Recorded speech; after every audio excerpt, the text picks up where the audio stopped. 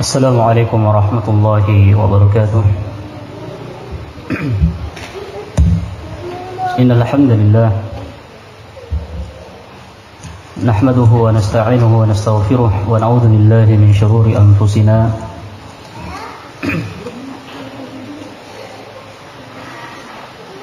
wa min sayyiati a'malina. من يهده الله فلا مضل له ومن يضلل فلا هادي له وأشهد أن لا إله إلا الله وحده لا شريك له وأشهد أن محمدا عبده ورسوله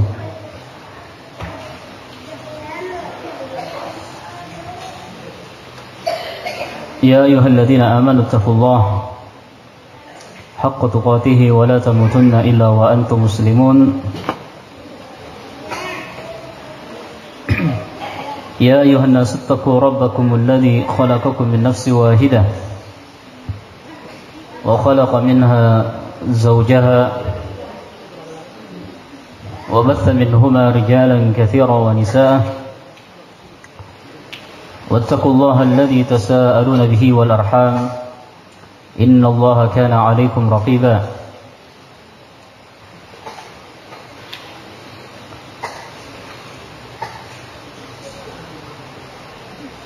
يا أيها الذين آمنوا اتقوا الله وقولوا قولا سديدا يصلح لكم أعمالكم ويغفر لكم ذنوبكم ومن يطع الله ورسوله فقد فاز فوزا عظيما. أما بعد فإن أصدق الحديث كتاب الله وخير الهدي هدي محمد صلى الله عليه وعلى آله وسلم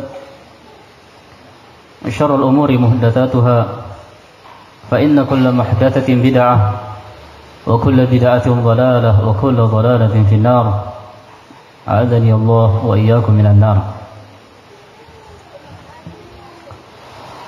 Ikhwan fillah wa akhwati fillah, azani Allah wa iyyakum. Alhamdulillah, pada kesempatan yang berbahagia ini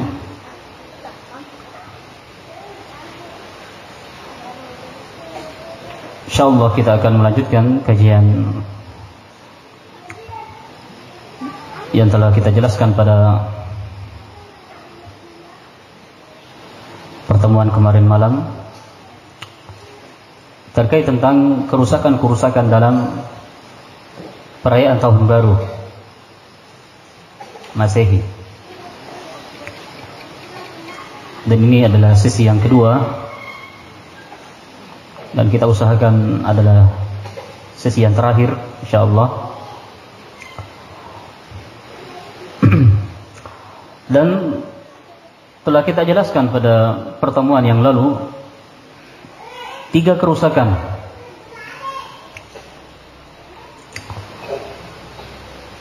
dalam perayaan Tahun Baru. Kerusakan yang pertama, bahwa merayakan Tahun Baru berarti merayakan Id, hari raya yang haram. Kenapa dia haram? Karena ini adalah perayaan bukan bagian dari Islam. Bahkan ini adalah hari raya dari orang-orang kafir. Ya. Dari orang-orang kafir. Islam itu hanya memiliki 2 hari raya besar setiap tahunnya. Yang pertama adalah Idul Fitr, yang kedua adalah Idul Adha. Ya. Kemudian kerusakan yang kedua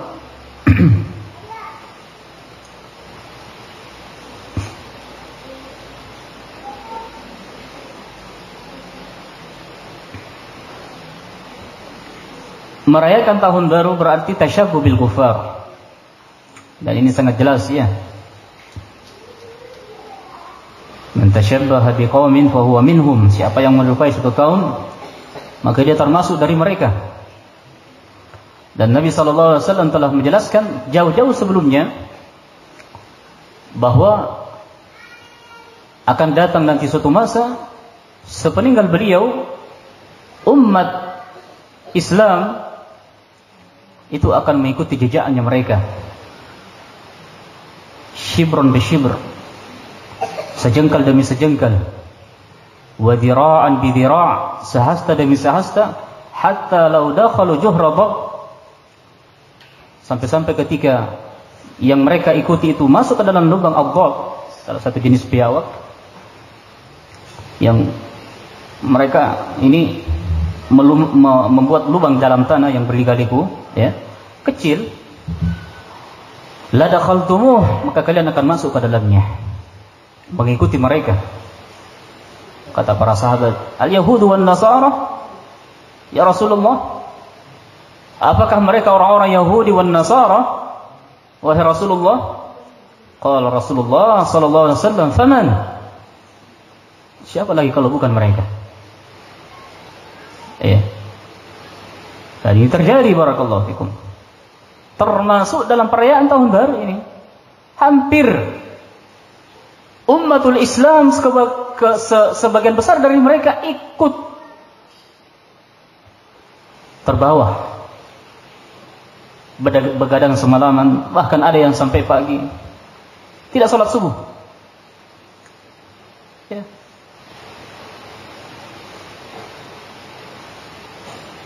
Nah, waliyadu billah, hada merupakan kebenaran an-nubuwah Rasulullah sallallahu alaihi wasallam. Apa yang dikatakan oleh Rasulullah sallallahu alaihi wasallam terjadi. Umatul Islam mengikuti mereka. Akhlak mereka, cara berpakaian mereka, muamalah, ibadah, keyakinan mereka diikuti sedikit demi sedikit. Nah, dalam keadaan umat Islam tidak ada yang mau dikatakan mereka, kamu itu orang kafir, kamu itu orang Kristen, tidak mau. Ya, tetapi langkah mereka ikuti sedikit demi sedikit, sebagaimana pensifatan Rasulullah SAW, shibran bi shibrin, sejengkal demi sejengkal, wa dhira'an bi dhira'in, sehasta demi sehasta, menunjukkan bahwa mereka ini mengikuti sedikit demi sedikit, tidak terasa, kecuali yang dirahmati oleh Allah Subhanahu wa ta'ala. Kemudian yang terakhir yang kita sebutkan, karena terkait tentang kerusakan dalam perayaan tahun baru, rekayasa amalan tanpa tuntunan Rasulullah SAW di malam tahun baru, ya, artinya mereka justru menambah musibah yang lebih besar. Merayakan tahun baru itu adalah perkara yang haram, tasyabbuh bil kufar, kemudian justru mereka kembali menambah kerusakan yang lebih besar dari itu, yaitu perkara bid'ah. Ya. Daripada kita main musik-musik, daripada minum-minum, daripada begadang saja semalaman menunggu jam 12, jam 00, ya, lebih baik kita berkumpul di masjid atau di lapangan dengan zikir jama'i. Ya. Ujung-ujungnya setelah ditutup trompet jam 00 itu, ya makan-makan juga karena lapar, ya. Nah, mungkin juga yang sebagian terpaksa ikut, ya, setelah itu minum minuman keras, waliyadzubillah, putar lagi musiknya, terjadi kerusakan, ya. Sekedar niat itu tidak cukup, barakallahu fikum. Sesuatu yang asalnya bid'ah pasti tetap akan bid'ah walaupun niatnya baik, ya, walaupun niatnya baik. Sebagaimana bid'ah yang pertama kali muncul di Basrah, zikir jama'i, yang dilakukan oleh kaum muslim di masjid, disaksikan oleh para sahabat dan diingkari oleh para sahabat. Pertama Abu Musa al-Asy'ari, ingkari mereka, namun masih pengingkaran dalam hati, datang kepada Abdullah bin Mas'ud, sampaikan kepadanya, telah terjadi begini dan begini di Masjid Basrah, ya.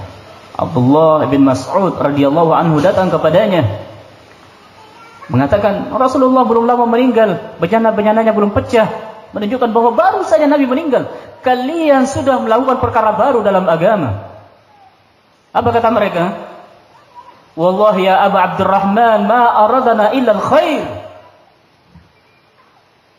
Demi Allah wahai Abu Abdurrahman, kunya Abdullah ibn Mas'ud radhiyallahu anhu, ma aradana illa al-khair. Kami tidaklah menginginkan kecuali kebaikan. Hampir semua orang yang melakukan perkara bid'ah di dalam agama ini semua apanya? Ini semua niatnya. Ma aradna illa al-khair. Kami tidak menginginkan sesuatu kecuali kebaikan. Orang-orang yang melakukan perayaan Maulid Nabi sallallahu ma aradna illa al-khair. Ini atas dasar cinta kami kepada Nabi sallallahu alaihi wasallam. Kita katakan kepada mereka, mana bukti cintamu kepada Nabi? Ini perayaan. Nah sekarang ini perayaan ada tidak dicontohkan oleh Nabi sallallahu alaihi wasallam? Apakah Nabi pernah ulang tahun? Karena hakikatnya ulang tahun kalau dalam bahasa Indonesia. Maulid itu perayaan kelahiran. Dalam bahasa kita ulang tahun ya. Itu kebiasaan orang-orang kafir. Nabi tidak pernah melakukan ulang tahun. Ya. Lahir anak beliau tidak pernah ada ulang tahun. Tidak ada. Lahir Fatimah, lahir Ruqayyah, Ummul Kulthum dan yang lainnya tidak. Demikian pula dari istri-istri beliau sallallahu alaihi wasallam. Para sahabat sepeninggal Rasulullah sallallahu alaihi wasallam. Tidak ada. Munculnya belakangan di Mesir, dimunculkan oleh orang-orang Syiah Bani Fatimiyah yang hakikatnya mereka adalah orang-orang yang menyimpang dari agama Allah Subhanahu wa taala. Barakallahu fikum.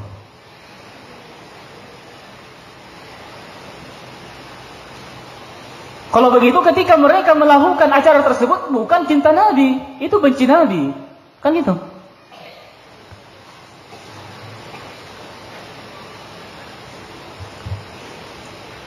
Demikian pula dengan yang lainnya barakallahu. Terlalu banyak. Dan ini alasan mereka. Hampir semua orang yang melakukan perkara bid'ah, ma aradana illa al-khair, ma aradana illa al-khair.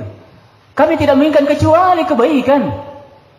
Kata Abdullah bin Mas'ud radhiyallahu anhu, wa kam min muridin lil khairi lam yusibahu.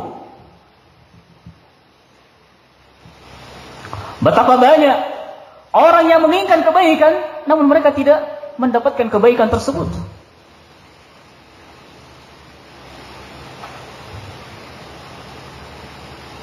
Karena niat itu tidak akan merubah sesuatu yang asalnya tidak disyariatkan. Sama dengan mencuri. Seseorang berniat mencuri untuk berinfak pembangunan masjid, tidak akan merubah mencuri itu menjadi halal. Asalnya haram. Ya.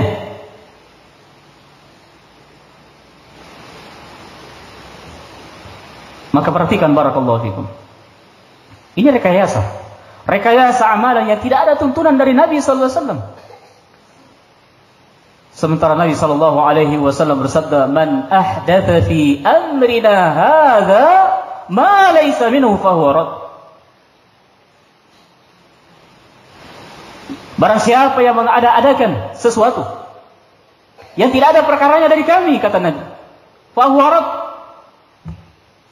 Amalannya tertolak. Wa fi riwayah, dalam riwayat yang lain, riwayat Muslim, "Man amila amalan laisa alaihi amruna fa huwa raddun." Barang siapa yang melakukan suatu amalan yang tidak ada tuntunannya dari kami, fa huwa radd. Amalannya akan tertolak. Maka tidak ada nilainya, barakallahu fikum. Oleh karena itu amalan itu diterima di sisi Allah Subhanahu wa taala dengan dua syarat. Yang pertama adalah ikhlas. Karena Allah Subhanahu wa taala jauh dari kesyirikan, dibangun di atas tauhid, jauh dari kesyirikan. Syarat yang kedua, dibangun di atas tuntunan Rasulullah sallallahu alaihi wasallam. Tabarakalladzi biyadihi al-mulku wa huwa ala kulli syai'in qadir, alladzi khalaqal mauta wal hayata liyabluwakum ayyukum ahsanu amala.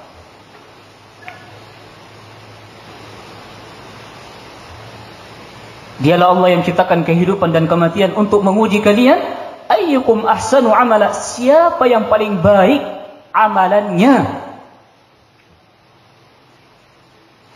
Yang dicari siapa? Bukan hanya sekedar banyak amalannya, tetapi tidak dibangun di atas tuntunan. Akan tetapi yang diinginkan oleh Allah Subhanahu wa taala ahsanu amala, amalan yang paling baiknya, yaitu amalan yang dibangun di atas keikhlasan dan tuntunan Rasulullah sallallahu alaihi wasallam. Barakallahu fikum. Kita lanjutkan kerusakan yang keempat. Tulis. Kerusakan yang keempat, perayaan tahun baru Masehi terjerumus dalam keharaman dengan mengucapkan selamat tahun baru.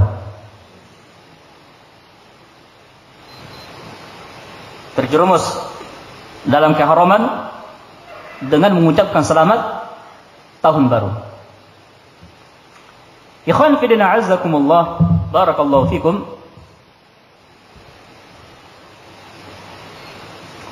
Kita telah mengetahui di awal pembahasan kita bahwa tahun baru adalah syiar al-kuffar,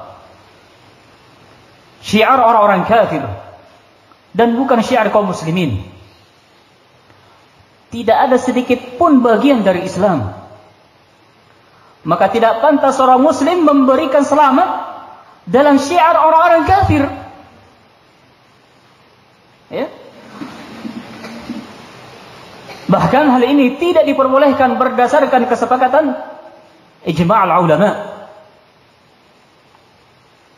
Al-Imam Ibn Al-Qayyim rahimahullahu ta'ala di dalam Ahkam Ahli Dhimmah, beliau menyebutkan, adapun memberi ucapan selamat pada syiar-syiar kekufuran yang khusus bagi orang-orang kafir, seperti, kata beliau, seperti mengucapkan selamat Natal. Selamat Natal ini mereka merayakan Natal di tanggal 22 Desember, ya. Menurut mereka itu kelahiran Nabi Isa alaihissalam, hari Christmas. Nah, adalah sesuatu yang diharamkan berdasarkan ijma' kesepakatan para ulama. Contoh yang lain, memberi ucapan selamat pada hari raya dan puasa mereka, seperti mengatakan semoga hari ini adalah hari yang berkah bagimu, atau dengan ucapan selamat pada hari-hari besar mereka dan yang semacamnya. Iya. Kalau memang orang yang mengucapkan ini bisa selamat dari kekafiran, namun dia tidak akan selamat, tidak akan lolos dari perkara yang diharamkan. Jadi kalau dia tidak terjatuh ke dalam kekafiran, maka dia tetap tidak bisa lepas dari perkara yang haram. Perkara yang haram. Jadi ucapan selamat hari raya seperti ini kepada mereka, ini sama saja dengan kita mengucapkan selamat atas sujud mereka pada salib. Coba. Sama. Karena mereka menyembah salib. Iya. Mereka mengatakan Nabi Isa itu adalah anaknya Allah. Waliyadu billah.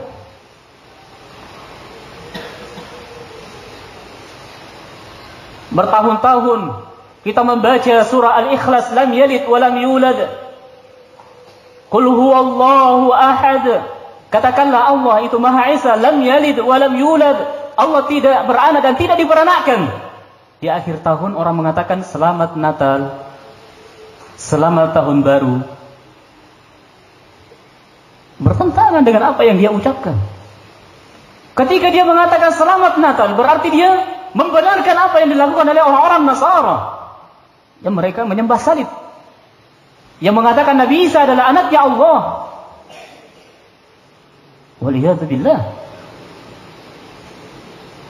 Naam. Jadi memang barakallahu fikum, perkaranya besar, bukan hanya sekedar diucapkan berlalu begitu saja, selesai. Enggak. Ini perkara akidah. Seorang ketika mengatakan selamat Natal, selamat tahun baru, selamat terhadap perayaan-perayaan mereka, berarti kita membenarkan keyakinan mereka yang sujud kepada salib. Ya kan? Membenarkan keyakinan mereka yang mengatakan bahwa Nabi Isa adalah anaknya Allah. Sementara itu adalah kekafiran. Bukankah Allah Subhanahu wa taala berfirman, "Laqad kafara alladziina qalu inna Allaha thalithu thalatha." Sungguh telah kafir orang-orang mengatakan Allah itu salah satu dari yang tiga. Dalam ayat yang lain, "Inna Allaha Isa bin Maryam." Sesungguhnya Allah itu adalah Isa bin Maryam. La haula wala quwata illa billah. Subhanallah amma tasifun. Barakallahu fikum. Iya. Oleh karena itu kata Imam Ibnul Qayyim, ketika seorang mengucapkan selamat atas mereka, perayaan mereka, berarti mereka secara tidak langsung mengatakan selamat atas sujud yang mereka lakukan pada salib.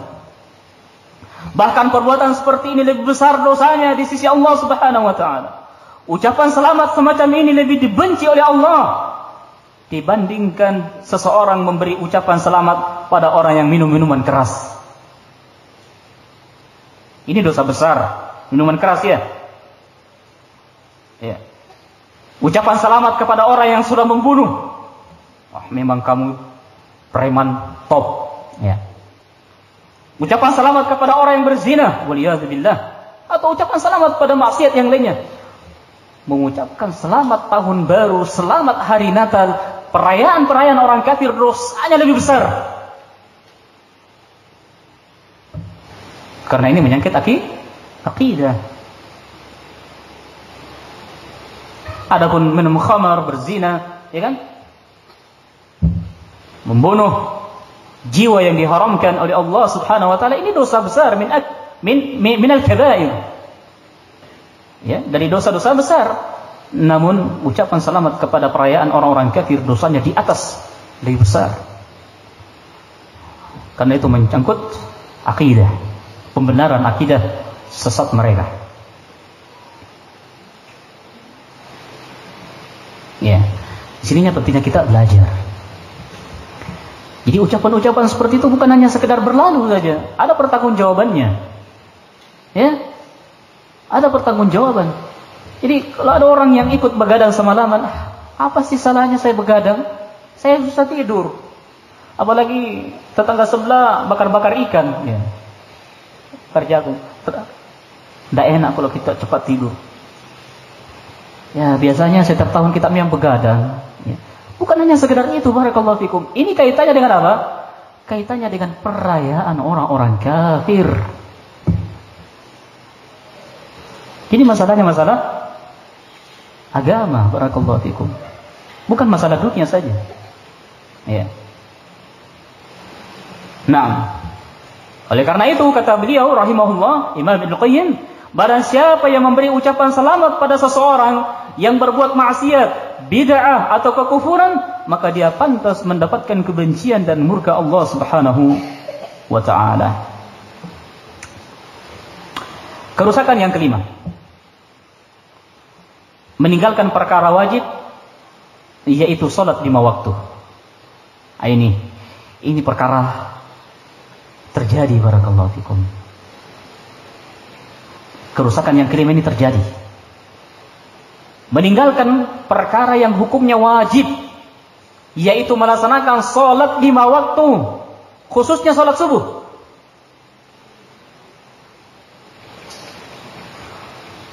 Ikhwana fillah a'azzakumullah, betapa banyak kita saksikan karena begadang semalaman menunggu detik-detik pergantian tahun jam 00, ya. Bahkan begadang seperti ini diteruskan lagi hingga jam 1, ya, sudah enggak bisa tidur. Ya. Jam 1, jam 2, bahkan hingga pagi hari, ya. Kebanyakan orang yang begadang ini luput dari salat subuh. Ya. Sementara ini hukumnya wajib. Sebenarnya kalau kita mau berbicara seperti ini, bukan hanya perayaan tahun baru, ya. Orang yang menunggu akhir-akhir malam itu tayang permainan sepak bola liga dunia ya, atau ya liga Eropa yang lainnya, itu biasanya jam-jam ya waktu-waktu yang mustajab kita berdoa. Mereka ini di depan televisi berdoanya. Apa yang didoakan? Mudah-mudahan saya menang. Karena taruhan. La ilaha illallah. Selesai jam 5 tidur, tidak sholat subuh. Ini yang terjadi. Nah,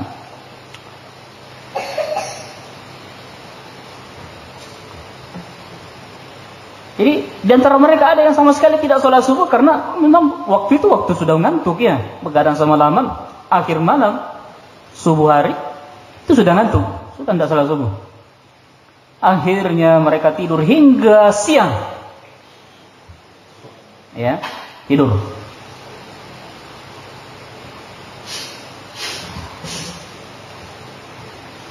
Dan berlalu kewajiban dari salat subuh tersebut. Na'udzubillahi min dzalik. Ikhwani fi din a'azzakumullah, ketahuilah bahwa meninggalkan satu saja dari salat 5 waktu bukan perkara sepele. Salat 5 waktu itu hukumnya wajib bagi laki-laki dan perempuan yang sudah balik. Pada kali ummah tadi telah kita sebutkan hadits Rasulullah sallallahu alaihi wasallam yang menunjukkan bahwa Nabi sallallahu alaihi wasallam sangat menekankan salat. Sampai-sampai di umur 7 tahun sudah diajari salat. Ajari. Ya, umur 7 tahun masih anak-anak ya. Ada yang 7 tahun sini? Bukan saya ya. Ada yang 7 tahun? Irfa'i yadak. Ada yang 7 tahun umurnya? Hah?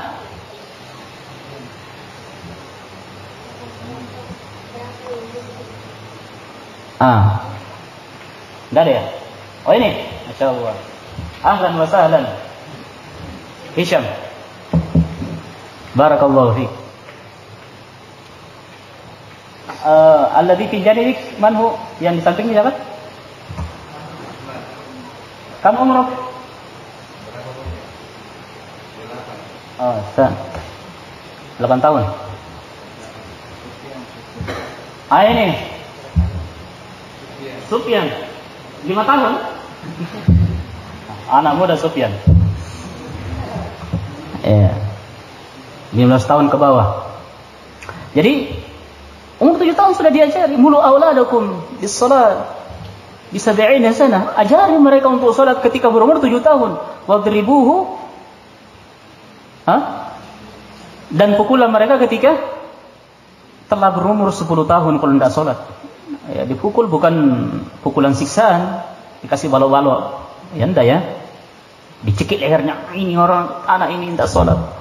Anak setan. Jadi siapa bapaknya? Ya, kadang orang tua tidak sadar ya. Anaknya dibilang anak anjing. Ya, kamu bapaknya anjing. La ilaha illallah. Hati-hati dari ucapan-ucapan seperti ini. Nah, ajari. Umur 10 tahun diajari. Dipukul ketika tidak sholat. Pukulan didikan. Barakallahu fiik. Menunjukkan apa? Ada penekanan di situ. Karena kalau dia sudah umur balik, kemudian diajari. Mau diajari anaknya sudah 15 tahun. Apa Pak? Ya, tangannya sudah bisa begini. Ambil parang. Saya disuruh sholat ini parang. Ya kan gitu. Karena anak sudah melawan pada umur-umur tersebut. Ya. Jadi salat bukan perkara sepele, barakallahu fikum. Ya. Satu saja ditinggalkan itu bukan perkara sepele. Bahkan meninggalkannya para ulama sepakat bahwa itu termasuk dosa besar. Ya. Al-Imam Ibn Al-Qayyim rahimahullahu taala menyebutkan di dalam as-salah wa hukmu tarikhiha. Beliau menyebutkan bahwa kaum muslimin tidaklah berselisih pendapat bahwa meninggalkan salat wajib, salat 5 waktu dengan sengaja termasuk dosa besar yang paling besar. Ya, dosa besar yang paling besar dosanya. Dan dosanya lebih besar dari dosa membunuh. merampas harta orang lain, berzina, mencuri dan minum khamar. Jadi sekarang ini kalau ada orang mencuri, wah sudah besar-besarkan. Tapi kalau dia meninggalkan salat, biasa-biasa. Ya. Padahal dosanya lebih besar. Barakallahu fikum. Ini menunjukkan kurangnya ilmu, jauhnya seseorang dari agama Allah Subhanahu wa taala. Ya. Kata beliau, orang yang meninggalkannya akan mendapatkan hukuman dan kemurkaan Allah Subhanahu wa taala serta mendapatkan kehinaan di dunia dan di akhirat. Al-Imam Adz-Dzahabi rahimahullah di dalam Al-Kabair beliau menyebutkan bahwa orang yang mengakhirkan salat hingga keluar waktunya dan dia tidak melakukannya, ini termasuk dari dosa besar. Dan yang meninggalkan salat, yaitu satu salat saja, kata beliau, dianggap seperti orang yang berzina dan mencuri, karena meninggalkan salat atau luput darinya termasuk dari dosa besar.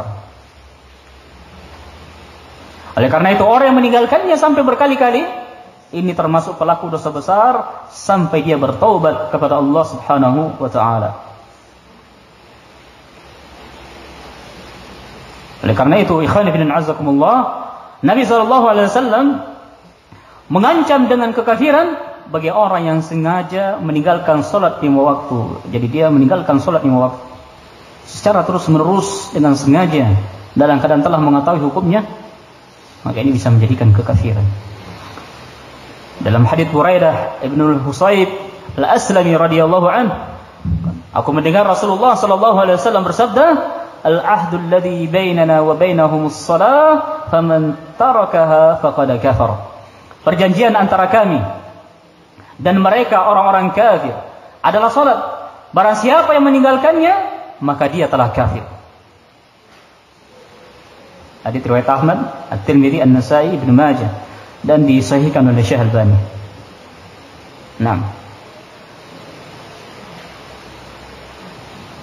Jadi bisa menjadikan kekafiran. Orang bisa keluar dari Islam ketika dia meninggalkan salat secara terus-menerus dengan sengaja. Ya, dalam keadaan telah mengetahui hukumnya.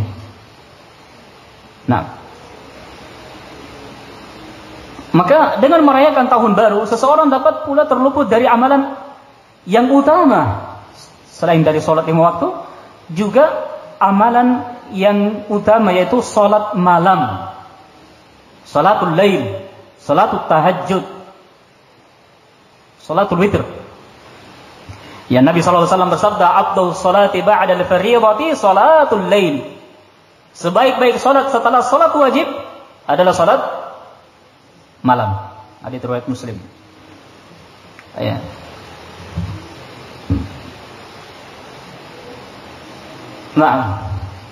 Begadang satu malam dengan hiburan-hiburan yang haram, dengan perkara yang haram, belum lagi campur baurnya, belum lagi la ilaha illallah, sehingga dia terluput dari sekian banyak kewajiban dan terluput dari amalan yang afdal, yang utama, salatul lail. Salat malam ini adalah sebaik-baik salat sunnah, dan ini adalah salat yang digemari oleh orang-orang yang saleh. Apalagi waktu tersebut, khususnya di sepertiga malam terakhir, itu adalah waktu yang mustajabah untuk dia berdoa kepada Allah Subhanahu wa ta'ala. Kerusakan yang keenam,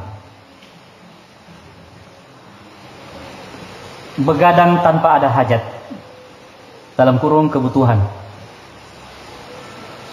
Begadang ini kerusakan yang keenam dari perayaan tahun baru, begadang tanpa ada hajat atau kebutuhan.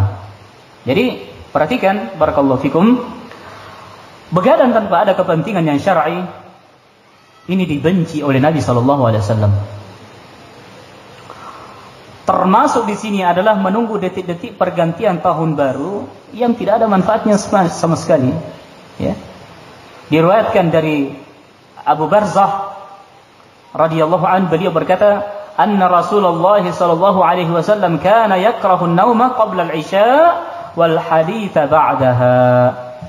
Rasulullah Shallallahu Alaihi Wasallam membenci tidur sebelum sholat isya dan ngobrol-ngobrol setelahnya.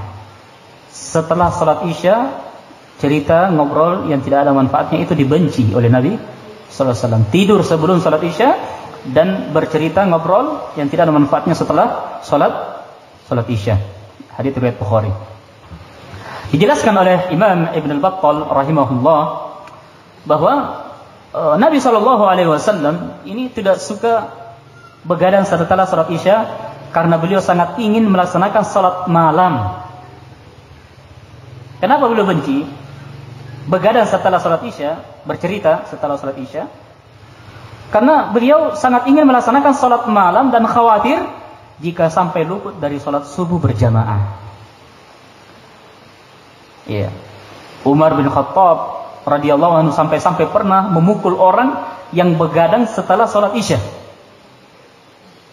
Dipukul. Kemudian beliau mengatakan, apakah kalian sekarang begadang di awal malam, nanti di akhir malam tertidur lelap? Nah, kalau Umar bin Khattab mungkin hidup di akhir zaman ini, sudah habis orang dipukuli. Ya. Terus semua orang begadang. Ya. Coba lihat ini.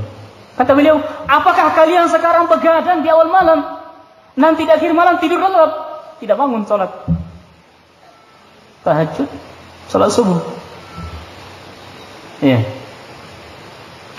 Apalagi barakallahu fikum, ya, dengan begadang ini sampai melalaikan dari sesuatu yang hukumnya wajib. Ini lebih berbahaya lagi, sebagaimana kita sebutkan pada kerusakan yang kelima, yaitu meninggalkan sholat 5 waktu, ya, khususnya sholat subuh. Iya. Kalau begadang setelah sholat isya ada manfaatnya, ya. Misalnya kita di sini ada ronda, ya, ada labas, ya. Kecuali santri tidak ronda, ya, tidur, ada waktu tidur. Setelah sholat isya ada pelajaran, ya kan, bercerita dengan sesuatu yang bermanfaat, tidak mengapa. Yang dilarang oleh Nabi SAW adalah sesuatu yang tidak ada manfaatnya, ya, sesuatu yang tidak ada manfaatnya. Kerusakan yang ke-7, terjerumus dalam perbuatan zina. Waliyadzubillah. Ini kerusakan yang termasuk kerusakan yang besar, ya. Kerusakan yang ke-7, ya, jadi terjerumus dalam perbuatan zina. Jika kita melihat, ya, pada tingkah laku muda-mudi saat ini, perayaan tahun baru pada mereka ini tidak lepas dari ikhtilat, campur baur antara pria dan wanita, ya, berkhalwat, berdua-duaan, laki-laki yang perempuan yang bukan mahram, ya. Bahkan mungkin lebih parah dari itu, sampai terjerumus dalam perbuatan zina dengan kemaluan. Waliyadzubillah. Iya. Ini yang sering terjadi. Ya, namanya kalau orang sudah minum-minum, ya, dibarengi dengan musik, memang, ya, malam-malam yang seperti itu kondisinya memang la ilaha illallah. Syaitan ikut andil dalam hal tersebut. Ya. Naam. Sampai-sampai malam tahun baru dijadikan sebagai pesta minuman keras dan pesta seks bebas. Waliyadzubillah. Ya. Ini yang sering terjadi di malam tahun baru. Dengan menerjang berbagai larangan-larangan Allah Subhanahu wa taala. Pergaulan bebas tanpa batas. Ya. Yang mungkin istilah sekarang pacaran tanpa batas. Ya, karena pacaran, ya, tidak ada yang Islami, ya. Yang ada setelah menikah. Nah, kalau setelah menikah, tafadhal. Ya. Baik. Ini real terjadi, ya, di kalangan muda-mudi. Padahal dengan melakukan seperti ini, pandangan, tangan, bahkan kemaluan itu telah berzina. ini berarti melakukan sesuatu yang diharamkan oleh Allah Subhanahu wa taala. Dalam hadits Abu Hurairah radhiyallahu an, Rasulullah sallallahu alaihi wasallam bersabda, "Kutiba 'ala ibni Adam nasibuhu minaz zina, mudrikun dzalika la mahalata fal 'ainani zinahuma." فالعينان زناهما النظر والأذنان زناهما الاستماع واللسان زناه الكلام واليد زناها البطش والرجل زناها الخطى والقلب يهوى ويتمنى ويصدق ذلك الفرج ويكذبه. Hadis ini diriwayatkan oleh Muslim. Setiap anak Adam, manusia, telah ditakdirkan bagian untuk berzina. Dan ini sesuatu yang pasti terjadi. Tidak bisa tidak. Apa itu? Zina kedua mata adalah dengan melihat. Zina kedua telinga adalah dengan mendengar. Zina lisan adalah dengan berbicara. Zina tangan adalah dengan meraba. Ya, menyentuh. Baik.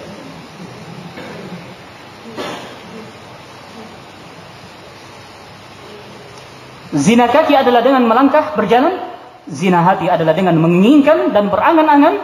Lalu kemaluanlah yang nanti akan membenarkan atau mengingkari yang demikian. Ya. Hadits riwayat Muslim. Ini kerusakan yang ketujuh. Iya. Tak lepas dengan hal tersebut. Nah, apalagi kalau sudah mabuk-mabuk, tidak sadar. Laki-laki perempuan campur di situ, tidak sadar ya. La ilaha illallah. Kerusakan yang ke-8, mengganggu kaum muslimin. Kerusakan perayaan tahun baru yang ke-8 mengganggu kaum muslimin. Merayakan tahun baru ini banyak diramaikan dengan suara petasan, mercon, ya. Trompet atau suara bising lainnya. Sengaja motornya diganti knalpot bogar, pokoknya. Sengaja dipotong supaya kalau digas itu udah keluar api. Ya. Nah, ketahuilah barakallahu fikum, semua ini adalah sesuatu yang bisa mengganggu. Ini kemungkaran, ya. Karena mengganggu kaum muslimin yang lain. Mengganggu tetangga, mengganggu saudara, mengganggu orang lain. Ya. Belum lagi suara musik yang sengaja hampir setiap rumah dikeluarkan salon depan rumahnya. Full gas. Bukan gasnya kalau masalahnya. Full volumenya. Soalnya. Kalau perlu meledak itu salon itu. Basoka lagi. La ilaha illallah. Ini mengganggu. Mengganggu orang lain yang istirahat. Bayangkan musik full sampai pagi. Ya. Kalau ada yang larang, apa yang dia bilang? Ini memang malamnya Pak. Ya. Radio saya, musik saya, ya kan gitu. La ilaha illallah. Telinga saya mengganggu orang yang istirahat. Ada lagi yang sakit kasihan. Belum lagi ada orang baru lahiran. Ya, meletus baracunnya itu. La ilaha illallah. Kaget anaknya. Nah, padahal mengganggu muslim lainnya adalah terlarang, perkara yang haram. Sebagaimana sabda Rasulullah SAW, "Al-muslimu man salima al-muslimuna min lisani wa yadihi." Seorang muslim adalah seseorang yang lisan dan tangannya tidak mengganggu orang lain. Lisan dan tangannya tidak mengganggu orang lain. Itu seorang muslim. Pantang dia mengganggu orang lain dengan tangannya dan lisannya. Al-Imam Ibnu Battal rahimahullah mengatakan, yang dimaksud dengan hadits ini adalah dorongan agar seorang muslim tidak menyakiti kaum muslimin lainnya dengan lisan, tangan dan seluruh bentuk menyakiti lainnya. Al-Hasan Al-Basri rahimahullah menyebutkan bahwa orang yang baik adalah orang yang tidak menyakiti walaupun itu hanya menyakiti seekor semut. Ya. Nah, kecuali kalau semutnya mengganggu, ya. Nah, tapi kalau semutnya tidak mengganggu, ya. Nah, tidak usah diganggu. Nah, Jadi seekor semut saja itu yang kecil dilarang untuk disakiti, ya, kata Hasan Al-Basri. Lantas bagaimana dengan manusia yang punya akal? Ya kan? Punya perasaan, kasihan. Bagaimana kalau kondisinya sedang sakit dan dengan suara bising atau suara yang ledakan-ledakan yang keras, ya? Nah, maka ini tentu perkara yang dilarang di dalam syariat. Kerusakan yang ke-9, meniru perbuatan syaitan dengan melakukan pemborosan. Kerusakan yang ke-9, meniru perbuatan syaitan dengan melakukan pemborosan. Boros, ya. Bayangkan ya, perayaan malam tahun baru ini pemborosan besar-besaran. Pemborosan besar-besaran. Hanya dalam waktu 1 malam, jika kita perkirakan setiap orang menghabiskan uang pada malam tahun baru itu 1.000 rupiah satu orang saja, paling sedikit. Kalau anak-anak sekarang dikasih 1.000, apa gini 1.000? Dengan itu 2.000. Paling sedikit kalau kita mau hitung 1.000 rupiah untuk membeli petasan, ya, dan segala hal yang memeriahkan perayaan tersebut. Di malam tahun baru sekitar 10 juta penduduk Indonesia misalnya, kali itu. 1.000 kali 10 juta berapa? Hah? 10 juta. Itu paling sedikit 1.000. Orang bahkan mengeluarkan sampai ratusan jutaan rupiah beli petasan. Ada yang panjang itu, petasan. Ya. Semakin keras suaranya, kayaknya semakin senang dia. Wah, keras saya punya. Padahal semakin mengganggu, ya. Nah, kalau kita mau hitung ini baru petasan, belum yang lain, ya. Menghambur-hamburkan 1 malam. Ya. Itu baru perkiraan setiap orang menghabiskan 1.000 rupiah, paling sedikit. Ya. Sebenarnya paling sedikit itu 100.000 rupiah sebenarnya. Masya Allah, ini jumlah uang yang dibuang-buang ini, subhanallah, sangat banyak. Pemborosan, ya. Ini harta yang dihambur-hamburkan dalam 1 malam, dibakar uangnya. Ya. Meletus 5 kali selesai, 100.000.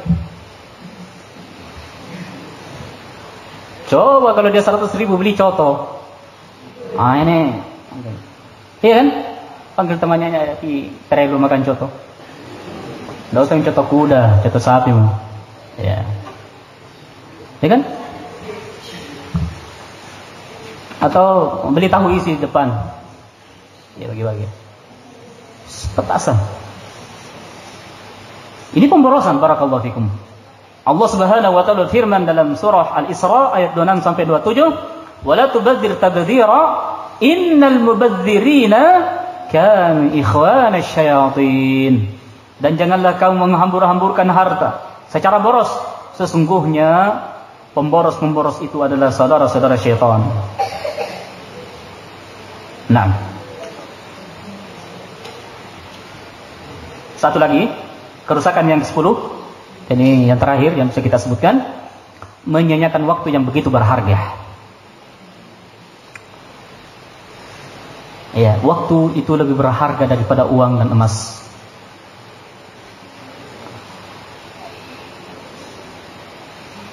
Uang itu bisa dicari, emas bisa dicari, tapi waktu kalau berlalu bisa kembali tidak? Tidak bisa kembali. Walau sa'ah, walaupun 1 hari, walaupun 1 detik. Nah, merayakan tahun baru ini termasuk membuang-buang waktu. Pada waktu ini sangatlah kita butuhkan untuk hal yang bermanfaat, bukan untuk hal yang sia-sia. Apalagi kalau sudah mengandung dosa dan maksiat. Nabi SAW berikan nasihat mengenai tanda kebaikan Islam seseorang. Min husnil islamil mar'i tarkuhu ma la ya'nihi. Di antara tanda kebaikan Islam seseorang adalah meninggalkan hal yang tidak bermanfaat baginya. Hadits riwayat At-Tirmidzi dan disahihkan oleh Syekh Al-Albani. Jadi membuang-buang waktu, barakallahu fikum, itu hampir sama dengan kematian. Yaitu sama-sama memiliki sesuatu yang hilang. Ya. Namun sebenarnya membuang-buang waktu masih lebih jelek dari kematian. Kita renungkan bagaimana ucapan Ibnu Qayyim rahimahullahu taala di dalam Al-Fawaid. Ketahuilah bahwa menyia-nyiakan waktu itu lebih jelek dari kematian. Menyia-nyiakan waktu akan memutuskanmu, membuatmu lalai dari Allah dan negeri akhirat, sedangkan kematian hanyalah memutuskanmu dari dunia dan penghuninya. Kalau orang sudah meninggal, selesai, dia pergi dari dunia, pergi dari keluarganya. Tetapi ketika dia menyia-nyiakan waktu, maka dia akan terhalangi, lalai dari Allah Subhanahu wa taala dan akhirat. Maka itu lebih besar. Ya. Seharusnya seseorang itu bersyukur kepada Allah Subhanahu wa taala dengan waktu yang Allah Subhanahu wa taala berikan. Ya. Yaitu dengan melakukan ketaatan kepada Allah Subhanahu wa taala. Allah Subhanahu wa taala berfirman, "Awalam nu'ammirkum ma yatadhakkaru fihi man tadhakkar wa ja'akumul nadhir." Dalam surah Fatir ayat 37. Dan apakah kami tidak memanjangkan umurmu dalam masa yang cukup untuk berfikir bagi orang yang mau berfikir, dan apakah tidak datang kepada kamu pemberi peringatan? Ya.